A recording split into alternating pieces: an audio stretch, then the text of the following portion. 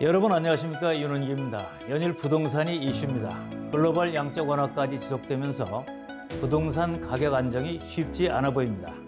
그 와중에도 다른 한편에서는 인구가 줄어 빈집 문제로 골머리를 앓고 있습니다. 바로 농촌 문제입니다. 한마디로 부동산 미스매치가 일어나고 있는 이 현상 어떻게 풀어가면 좋겠습니까? 오늘은 데이터와 통찰로 도시와 부동산 문제를 탐구해 오신 분을 모셨습니다. 중앙대학교 마강래 교수님입니다.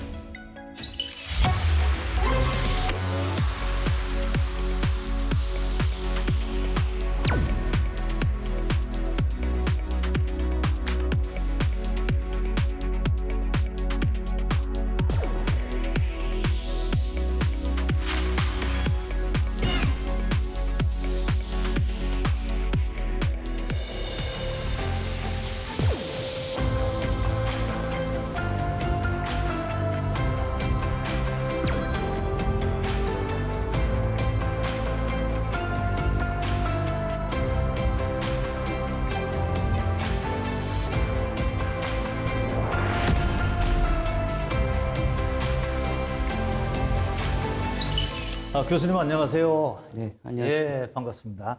자, 지역 균형 발전에 또 대가시고 행정이나 정책을 수행하신 분들한테 많이 이제 알려주신 분인데 일반 시청자분들은 또 잘 모를 수도 있죠. 본인 소개부터 좀 해주세요. 네, 대가라고 말씀하셔가지고 몸둘 바를 모르겠습니다. 저는, 지금 중앙대학교 도시계획부동산학과에서, 재직 중에 있고요. 제가 이제 지역균형 발전에 대해서 말씀을 해주셔서 조금만 이제 좀 첨언을 드리면요. 한 2015년 정도인가요? 그 정부 R&D 과제가 있었어요. 도시재생 사업 관련된 그런 R&D 과제에 참여하게 되면서 대학원생들이랑 좀 지방도시를 답사할 기회가 있었어요. 실제 제가 이제 지방도시가 어려워지고 있다라는 어떤 그런 추세는 문서로만 봤던 거예요. 심각해지고 있다 많이 들었었는데 실제 가서 보니까 이건 제가 생각했던 것 이상으로 현장에서 본 게. 네, 맞습니다. 굉장히 빠른 세태가 진행이 되고 있었고요. 그래서 이 분야에 대해서 조금 더 이게 원인이 무엇인지에 대해서 좀 연구를 해보자라고 하다가 지금까지 그게 계속 이제 이어지고 있는 어떤 그런 상황이다라고 말씀드릴 수 있을 것 같습니다. 자, 그러면 좀 근본적인 걸 좀 쉽게 풀어봤으면 좋겠는데요. 연구하셨으니까. 자, 갈수록 지방은 쇠퇴하고, 농촌도 뭐 점점 더 이 주거 문제가 어려워지고, 도시로 자꾸 몰리는데 그 주된 원인이 뭡니까? 그러니까 60년대 우리나라에서 경제개발 계획을 시작을 하지 않았습니까?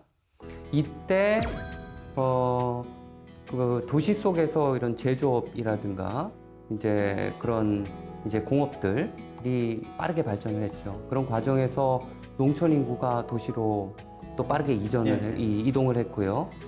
이제 그런 현상이 우리가 잘 알고 있는 이제 이촌향도 현상, 그러니까 농촌을 떠나서 도시로 향하는 현상이랑 관련이 되었는데 이 흐름이 굉장히 증폭되기 시작한 때가 1970년대부터예요. 1970년대부터는 저희가 이제 국토종합개발계획이라 그래서 이제 일부 거점 도시들, 그러니까 산업 거점 도시들을 선정해서 거기에 이제 공업화를 굉장히 이렇게 강하게 추진을 했던 겁니다. 이제 이런 과정 속에서 거기 일자리가 많이 생기니까 또 상대적으로 이제 때는 농촌이 좀 어려워지고요. 이제 그러다 보니까 농촌 인구가 도시로 많이 몰려들었죠. 이제 이런 과정 속에서 이제 도시들이 점점 커지기 시작했고요. 한번 저희가 이런 산업화랑 관련해 가지고 터닝 포인트가 있었던 게, 그러니까 80년대 저희 수도권이 굉장히 빠르게 발전을 했는데요. 당시 86 아시안 게임이 있었고 88 올림픽이지 않았습니까? 그리고 80년대 중반부터 3조 호황기가 있었어요. 근데 경기가 단군 이래로 최대 불탔던 시기다라고 볼 수가 있는데요.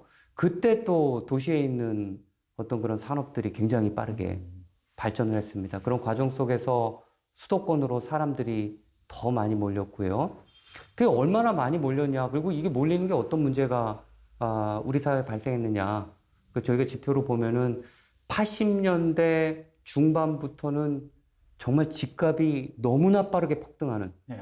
그래서 정권이 흔들릴 정도로, 그러니까 주택 가격도 올라가고요, 또 전 월세 가격도 막 올라가다 보니까 그 당시에 나왔던 게 노태우 정부에서 주택 200만 호 건설 계획이 신도시도 만들어야 되고 이제. 그렇죠. 그러니까 수도권 물량을 한 90만 호 정도로 책정을 했었고요. 그 중에 한 30만 호 정도가 지금 저희가 잘 알고 있는 분당이나 일산, 이제 거기에 포함되는 거죠. 일기 신도시. 예. 입주하면서부터 이제 집값이 좀 어느 정도 안정되는 어떤 그런 현상이 나타났어요. 그런 과정에서 쭉 오다가 계속 이제 주택 공급을 김영삼 정부에도 계속적으로 해왔었죠. 쭉 오다가 90년대 초반 정도에 산업구조 변동과 관련해가지고 또 하나의 터닝 포인트를 맞습니다. 이때 많이 나왔던 키워드가 탈공업화 아하. 현상이에요.